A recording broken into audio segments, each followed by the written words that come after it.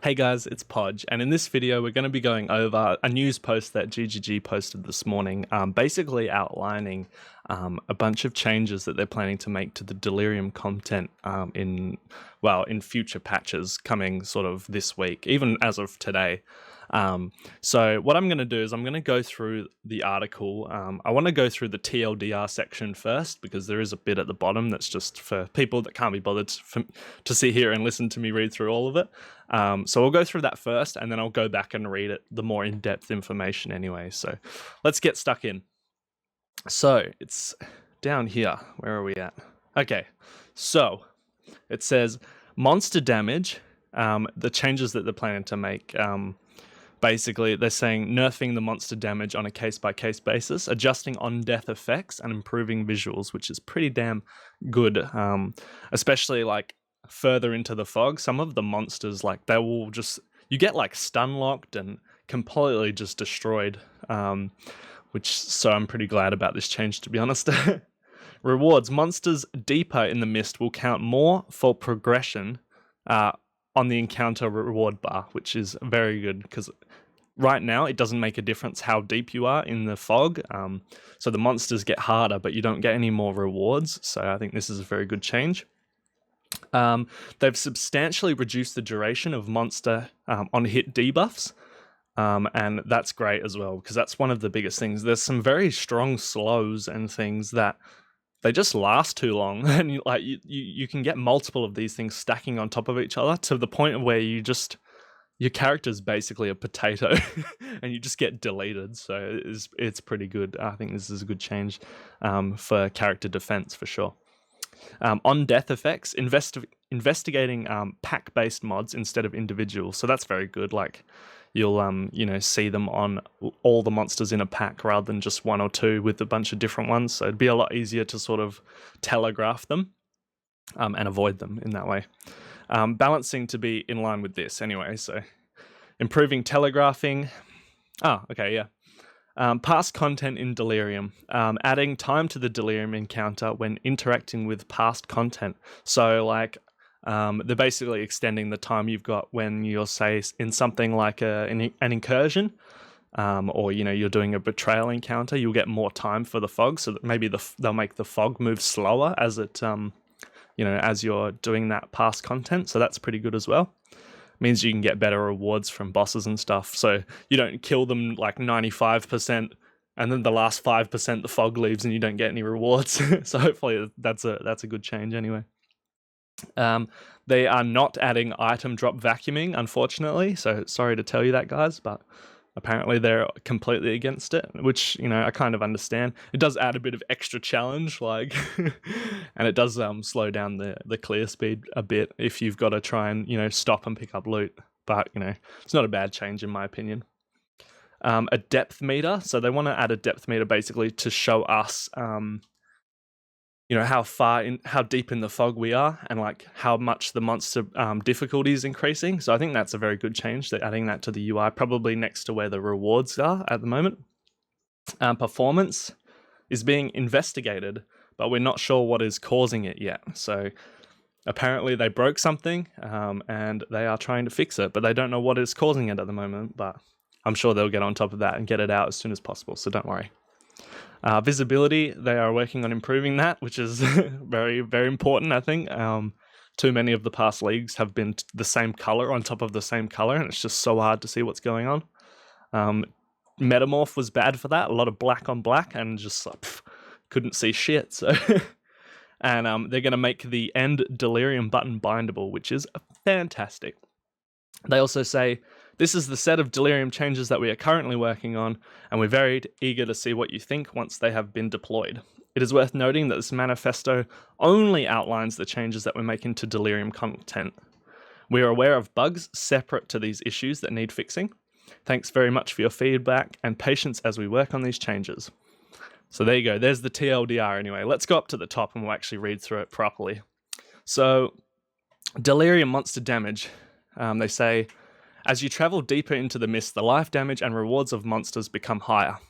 Players have commented that they feel that monsters become too dangerous deep in the encounters, which I definitely agree with that for sure.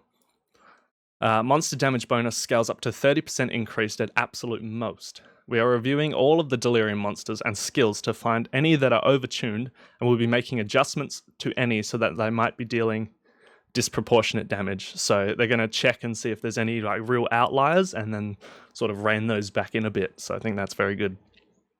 The rewards bar. When you touch the Mirror of Delirium, a random reward type is chosen for the encounter. When you kill a certain number of monsters, you earn an additional instance of that reward type that drops when the encounter finishes. Currently, the rate at which the reward bar fills up is not proportional to the depth of the monsters that you are fighting. Monsters deeper in the mist do not fill it up faster, which I think needs to be changed, so I think they're going to. We felt this was appropriate for release because the other rewards that the League grants, such as Cluster Jewels, Delirium Orbs, Splinters, and the extremely high quantity / rarity bonuses, do all encourage you to kill as many monsters as possible, which promised clearing as deep as you can. We are considering having the reward bar fill more quickly as you kill deeper monsters, but didn't have this change ready in time for launch. We plan to make this change in the near future, so that's good. At the time of publishing, we just found an issue where in many areas, Delirium monsters and spawners do not appear when extremely deep in the mist, so maybe we're going to get more deeper monsters, so that's a bit scary as well. Paralyzing, wasting, eroding, and diluting touch debuffs. We are reducing the length of these debuffs so that they are substantially shorter, which will also greatly reduce the quantity that can accumulate on you. That's very, very good. That's probably my biggest issue with the League, is that there are so many of these bullshit slows and things like that you just can't dispel. You can't get rid of them at all. So this is likely to be in 3.10 patch today, so that's good. I'm glad about that. Monster on death effects. It says currently there's a random chance for Delirium monsters to have a mod that causes on death effects. We are internally experimenting with moving these to be pack-based so that there's more variance in when you encounter them, rebalancing them around this and improving how they are signaled. Oh, thank God. It's such a good change, I think. There's so many like very difficult to see like things that, you might have a pack of 10 monsters and 3 of them have on death effects, but they're all different ones and you're like, I don't know what's going on. So it's a very good change. For those interested in why we use on-death effects in content like this, it's because they are a viable way of making monsters that are killed instantly have an effect on players, and they aren't trivialized by clear speed.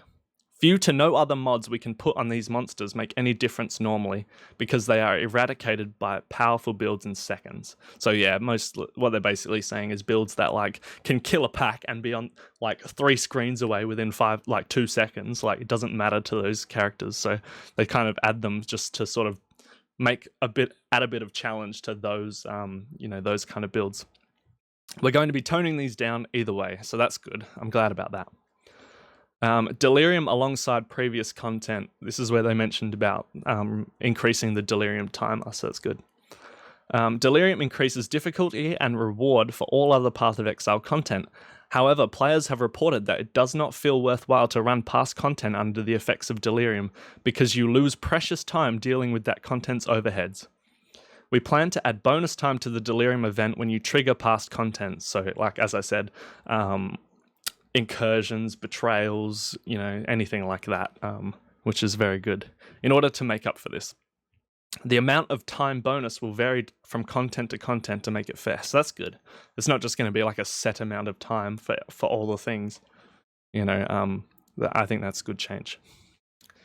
Delirium item drop vacuuming. We totally understand the feedback that Delirium makes you want to go fast and not pick up items, requiring you to then backtrack to grab anything decent that dropped. There have been requests to accumulate all items that would drop and instead drop them at the end of the encounter. This is not how we want the game to be played. We have only done it in the past when it would have been impossible to access the items afterwards, if they're in an incursion area or in darkness during a delve, etc. While it's tempting to take every opportunity to vacuum up all of the items that drop and present them to you in one go, that is not how the core game loop of action RPGs should function. I agree with that for sure. In addition, even if we wanted to, it's not really even practical to vacuum an entire map worth of items and drop them in one place. I mean, it would be very handy, but I think they're right in that it's not how it should be. During our internal testing before release, we increased the length of time that Delirium encounters last so that players have extra time to pick up items as they go. Item filters help alert you to which items are important to grab, and we did intentionally compensate with extra time for you to do so. So that's very nice. Depth meter, where are we at? Right here. Because of the distance from the start of the encounter matters quite a lot for both relative difficulty of some monsters, chance that additional mods are spawned, and the level of increased item drops / rarity that you receive. We are considering adding an indicator in the user interface which shows the relative difficulty. This might be in the form of a number text to the reward bar, a number next to the reward bar that shows the rate at which they are increased by. So that's very, very good change, I think, for sure. More visuals, more, giving the player more information is always a good thing, for sure. Performance. It looks like we broke something in 3.10, so on release. We don't know what it is yet, but we are investigating and we will fix it. This is a high priority and we're very sorry that it was released like that. Were unaware of the issue from our internal testing, but became quickly aware of it upon launch. Annoyingly, it affects some computers and users a lot more than others. We now have a couple of computers in the office that reliably reproduce problems, so we're using those to debug it. That's good, I'm glad. Visibility. We have various ideas to improve visibility, such as investigating improving color grading, adding clearer effects to monsters with mods, improving skill effects, and so on. We don't know exactly which set of these experiments will be deployed yet, so they haven't chosen which one to go with, basically. But we do want to make it easier to see what's going on. Expect to see some improvements soon. And lastly, they are planning to make the Delirium end button bindable, so you can just have a hotkey that rather than having to like hover over here and click it, which can get you killed, bear in mind, especially if it's very rippy at you're deep in the Delirium and there's a lot of shit going on. You trying to mouse down here to click it, but you don't want to move backwards, do you? So yeah, it's a very good change to have a hotkey that you can just press to end it and get rid of all the monsters so you don't die, especially for hardcore. But yeah, guys, that's pretty much it for this video. If you liked it, leave a like down below. Click subscribe if you want more Path of Exile news, build guides, things like that. I'm also streaming on twitch.tv/Podge92 if you want to check me out there for sure. But yeah, thank you guys so much for watching and I'll see you in the next video. Peace.